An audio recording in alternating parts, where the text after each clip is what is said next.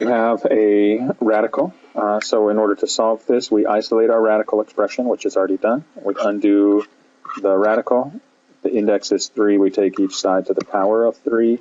The index and power cancel, leaving just the expression inside. 5x minus 7 is set equal to negative 3 cubed, which is negative 27. And then we solve the resulting equation. It's a linear equation, so we just solve for x. So we add 7 to both sides, divide by 5, and we get x is equal to negative 4. You make sure that you check your solution. If we plug this in, we get the cube root of 5 times negative 4 is negative 20 minus 7. Is that equal to negative 3?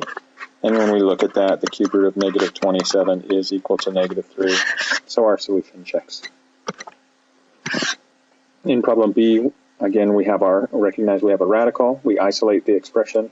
Now, before we even go any further, you should be able to recognize that the square root of any expression has to be a non-negative value. So right here we see that this is completely inconsistent. And so if you recognize that right away, you know your answer is no solution. Let's say you don't recognize that and you go ahead and you undo the radical by squaring both sides. If you square both sides, you get 2x plus 3, the expression in the radical, is equal to negative 7 squared, which is 49. This results in a linear equation, so we solve by subtracting 3 from both sides, and then dividing by 2, we get x is equal to 23.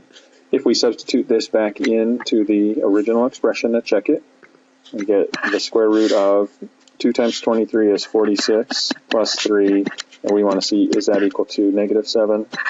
The square root of 49 does not equal negative 7, it only equals positive 7.